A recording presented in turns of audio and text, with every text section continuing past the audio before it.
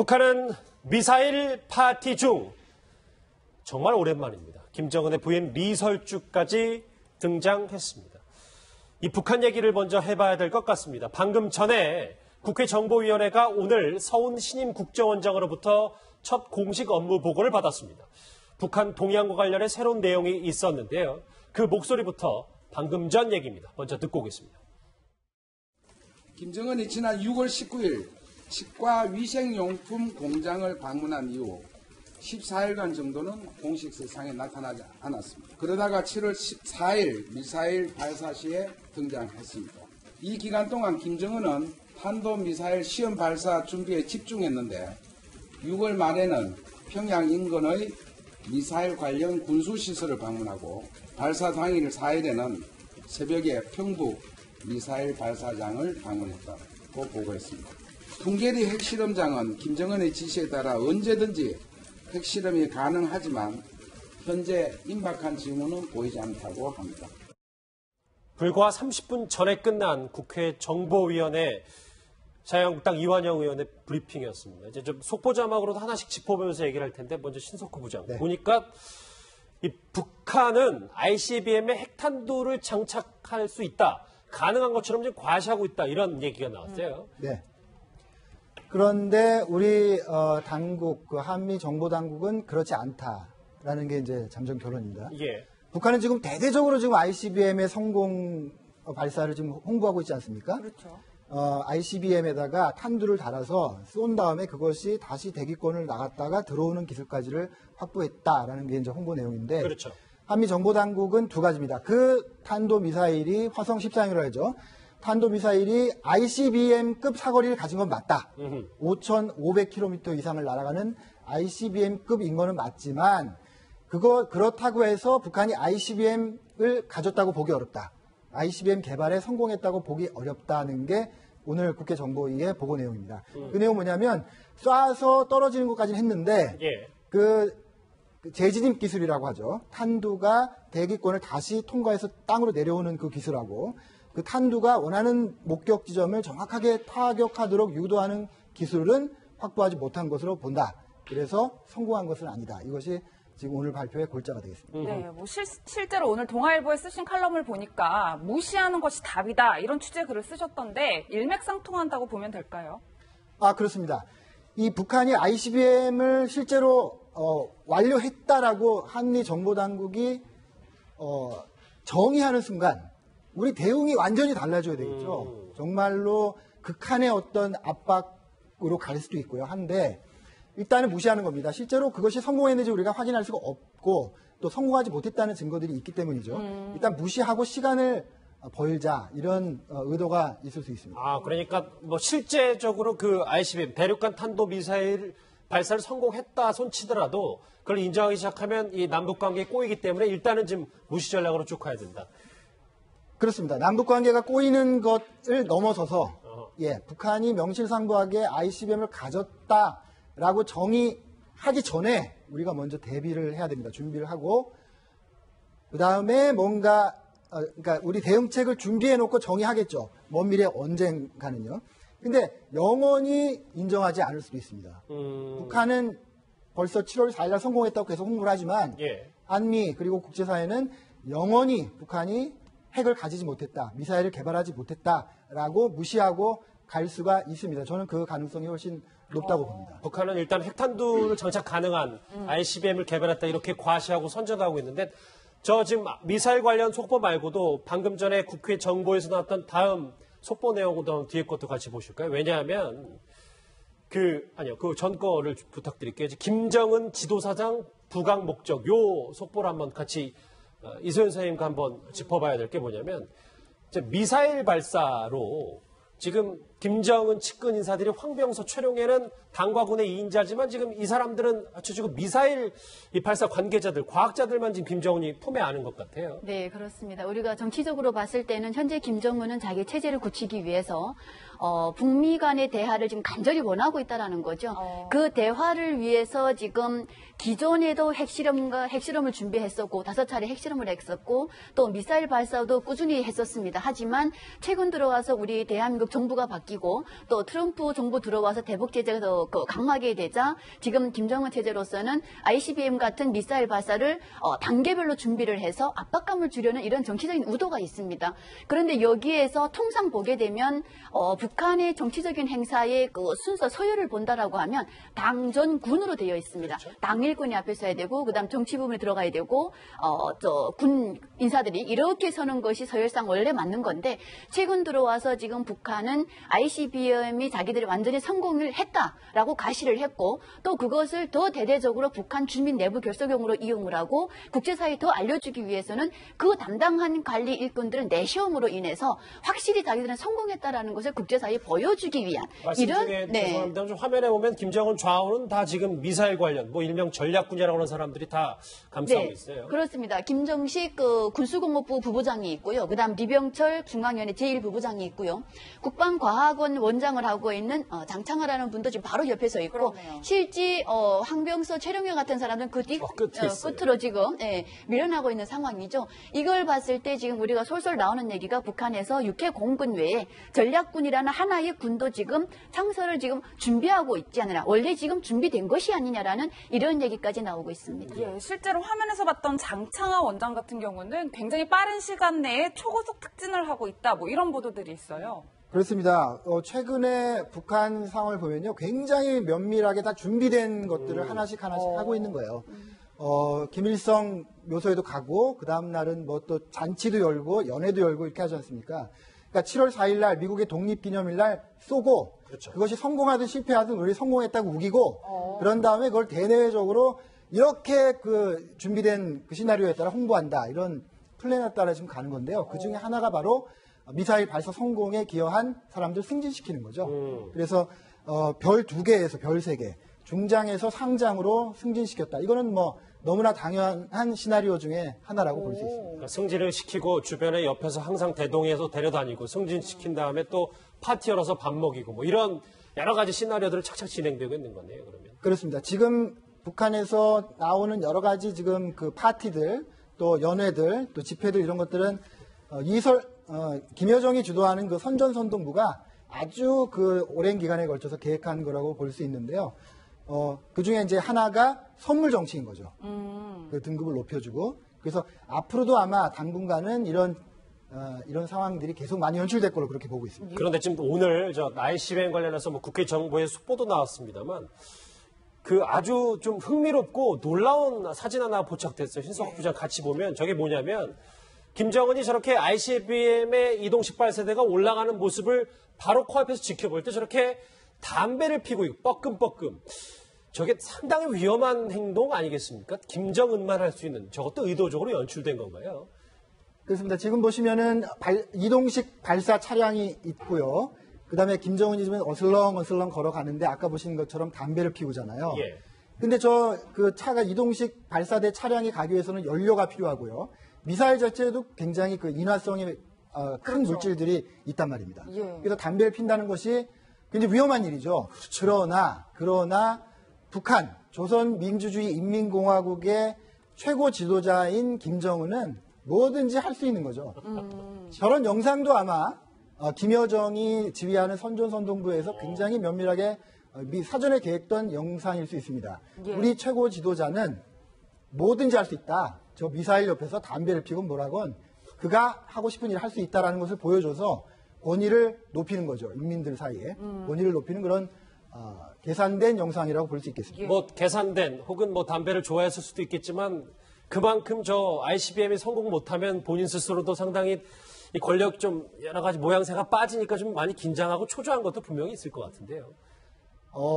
늘 긴장되고 초조하겠죠. 지금 김정은이 저렇게 영상에 나오는 거는 저렇게 뭐 호기롭고 아무 걱정 없는 것 같지만 지금 얼마나 고민이 많겠습니까? 미국하고 대화는 안 되죠. 지금 ICBM 개발했다고 대내외 선포했는데 미국하고 한국은 인정하지도 않죠. 그렇네요. 이제 주민들은 뭐라 그랬습니까? 우리가 ICBM만 가지면 잘 살 수 있다.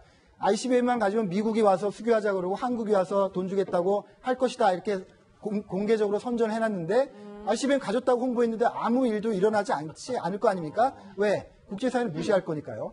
야, 이제 어떻게 하지? 고민이 많을 겁니다. 예, 뭐 어쨌든 북한에서는 지금 대대적인 축하 행사를 계속 이어가고 있는데 이설주의 모습이 131일 만에 등장을 했어요. 정말 오랜만에 보는 얼굴이에요. 네, 올해 아마 1월 1일 날에 처음 등장을 했고 3월 달에 식수 행사 때 한번 등장한 이후로 이번에 지금 처음 등장을 했습니다. 예. 또 이번에 ICBM 발사를 하면서 군수공무부 간부들을 데려다가 공연을 했는데 아주 이례적인 공연이었습니다. 이 공연이 뭐냐면 그동안의 북한의 그 공연 행태를 보게 되면 모란봉 악단만 나와서 한다던가 청봉 악단만 나와서 한다던가 이렇게 했었는데 이번에는 대규모로 모란봉 악단과 청봉 악단이 같이 나왔습니다. 같이 대규모 이런 공연을 하면서 거기에 이설주가 등장을 했는데 사실 그동안에 몇 가지 추측을 할 수가 있겠죠.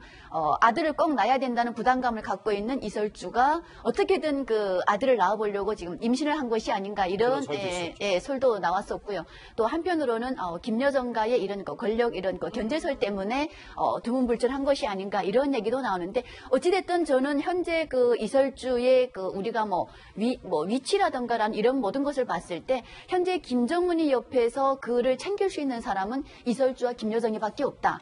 또는 현재 북한의 우리가 정치 체제를 본다라고 하면 선전선동이 가장 중요한 곳입니다. 왜냐하면 모든 것을 주민 결속과 국제사회에 그 북한의 모든 체제 상황을 알리기 위해서는 선전선동이 가장 중요하기 때문에 이설주가 모란봉 악단 출신인 이설주가 이 모든 것을 지휘했을 가능성은 있다라는 겁니다. 그러니까 지금 저희 주제처럼 미사일 파티 중 지금 북한은 이설주까지 오랜만에 언론에 공개하면서 아직 뭐 사진은 오후에 나와서 이설주가 어떤 모습으로 등장할지는 정확히 알 수는 없습니다만 신석호 부장 할 수 있는 건 지금 북한은 다 하고 있는 상황이네요. 그렇습니다. 이설주까지 나오고 정말 할 수 있는 거는 다 할 거예요. 지금 벌써 할아버지까지 팔지 않았습니까? 할아버지 묘소에 참배하는 것까지 영상으로 공개하고 하여간 우리가 ICBM을 가졌다, 성공했다라는 걸 홍보하기 위한 모든 홍보 자원들을 지금 쓰고 있어서 내일은 뭐가 나올까 상당히 이제 궁금합니다만 이설주가 지금 131일 만에 나왔다는 거 아니겠어요? 그렇죠. 지금 몇 가지 가설들을 얘기하셨는데 추가로 2가지 정도가 더 있는 것 같아요. 하나는 마지막으로 나온 게 아마 3월 2일일 겁니다. 아시겠지만 3월 2일에도 북한이 미사일을 쏘면서 굉장히 미국이 압박을 하고 그런 상황이 연출됐죠. 그래서 4월 위기설이 나오지 않았습니까? 마치 미국이 북한을 선제 타격할 것처럼 그런 액션들이 있고 상당히 남한에서도 공포스러운 얘기들이 많이 있었잖아요. 그런 것을 피해서 들어갔다가 이제 7월 4일 기에서 나왔을 수가 있고요. 하나 좀 희극적인 시나리오는 어제 말입니다. 어제 어떤 방송에서 이설주가 안 보인다. 이설주가 130일째 안 보여서 이게 뭔가 이상하다라는 보도를 했거든요. 아, 우리 언론에서요? 그렇습니다. 그래서 그거 아니야. 나 잘 있어. 라고 이설주가 급히 나왔을 가능성이 있지만 그거는 좀 재미로 하는 얘기죠. 왜냐하면 오래전부터 아마 계획돼 있던 일일 가능성이 큽니다. 예, 뭐 실제로 이설주도 등장을 했지만 저는 이 인물도 참 오랜만에 보는 것 같은데 김여정도 축하연에서 직접 김정은의 꽃다발을 챙기는 모습을 보여줬어요. 네, 그렇습니다. 그동안에 김여정 같은 경우는 골결핵이죠. 뼈에 생기는 결핵으로 인해서 두문불출하고 있다라는 얘기가 나왔는데 실질적으로 그의 병증세에 대해서 북한에서 방송을 하지 않은 이상엔 정확히 알 수 없지만은 그 김여정이 우리가 변해간 모습을 보게 되면 확실히 여러 가지 그런 병증세에 시달리는 모습처럼 보이기는 했었습니다.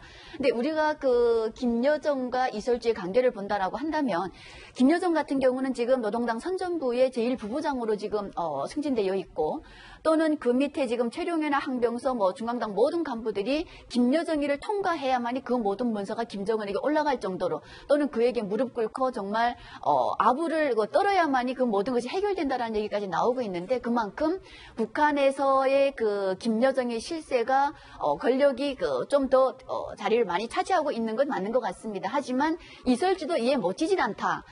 제가 봤을 때는 지금 김정은이 옆에서 비서실이 있는데 비서실에 지금 가장 실세가 누구냐면 현성월입니다.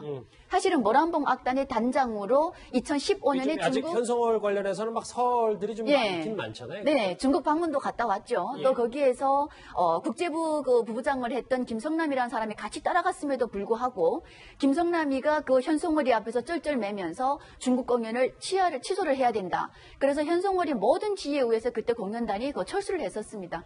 그러고 들어가서 지금 비서실을 맡고 있다. 있다라고 하는 것은 그만큼 김정은이가 이설주의 그 모든 것도 무시하지 못하고 지금 그 모든 것을 이설주의 얘기, 김여정 얘기를 같이 들어주고 있는 이런 방법이 아닌가. 그러니까 믿을 사람은 그들밖에 없다라고 보는 것 같습니다. 두 분 전문가 얘기를 쭉 들어오니까 지금 나올 수 있는 사람은 다 나오고 있고 할 수 있는 행사는 지금 북한이 다 하고 있는 것 같습니다. 방금 전 국정원 보고에서도 그런데 좀 흥미로운 점이 북한 주민들이 평양으로 몰린다는 내용이 하나 있었습니다. 그 목소리 같이 한번 들어보시죠.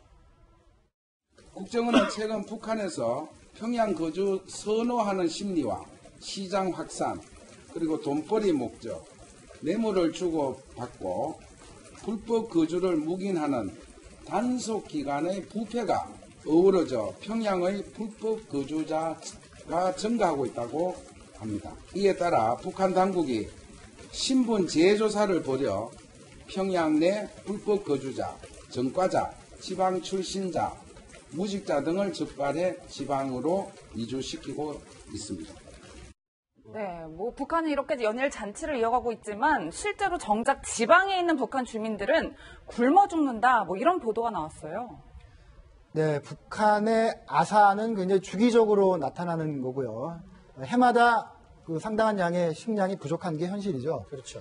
근데 지금 뭡니까? 시장이 풀리고 지금 국가는 완전히 ICBM 핵 개발에만 몰두하고 있고 그러니까 당연히 어떻게 됩니까? 시장이 풀리면은 빈부격차가 늘어나죠. 돈을 가지는 사람은 더 많이 가지게 되고 돈이 없는 사람은 더 없게 되는 그 양극화 현상이 북한에도 일어난단 말이죠. 그런데 북한은 그런 정부는 북한의 당국은 그런 주민들을 어떻게 먹여 살릴 생각을 하기보다는 핵 미사일 만들어서 대내외에 홍보할 생각만 한단 말이죠. 그러니까 한계에 있는 사람들은 밀려서 굶어 죽을 수밖에 없는데 북한이 1990년대 초에 그 고난의 행군이라는 대규모 아사가 있었고요.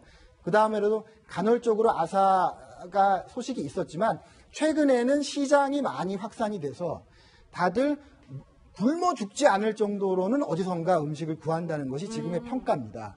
그래서 만약에 아사한 사람이 있었다면 지금 최근에 정말로 한계에 몰린 그런 사람들은 역시 못 먹어서 죽을 가능성이 있는 거죠. 그러니까 그것과 연동되어 있는지 모르겠는데 지금 저 과거 얘기는 평양 얘기잖아요. 오늘 저 브리핑에선 평양의 불법 거주자들이 증가해서 이제 신분을 조사해서 다시 지방으로 강제 이주시킨다는데 지금 이제 먹고 이제 본인들 생활이 너무 어려우니까 평양으로 다 몰릴 수밖에 없는 겁니까?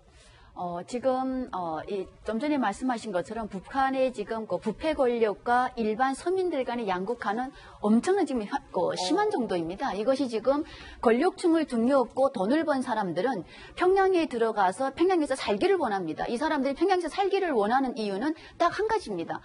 나도 이 사람들처럼 권력을 가지고 이 사람들은 누군가를 학대해가면서 그 사람들에서 피를 뽑아서 내가 잘 살고 싶어진다라는 거, 이것이 바로 그 지금 돈을 가진 사람들이 평양에 몰린다라는 이유거든요. 그 다음에 여기에서 부패층이다라고 한다면, 부패 권력기관이다라고 한다면 도시경영가를 말합니다. 이 도시경영가에서 사실은 북한의 살림집은 다 모두가 국가 자산인데 그 국가 자산인 살림집에 이름을 바꿔주는 겁니다. 돈 없는 서민가, 돈 가진 그 부유층의 이름을 바꿔줘서 불법적으로 이 사람들을 평양에 거주시킨다라는 거거든요. 그러다 보니까 이 사람들이 평양에 거주하는 사람들이 몰리게 되고요.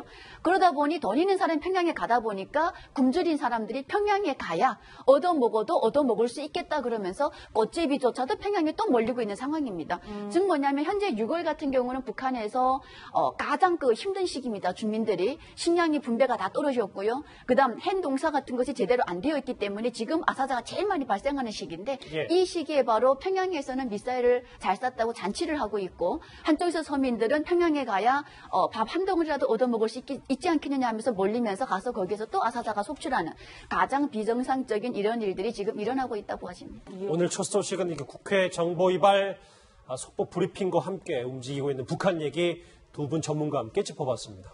두 분과는 여기서 인사를 드리게 될 것 같습니다. 고맙습니다.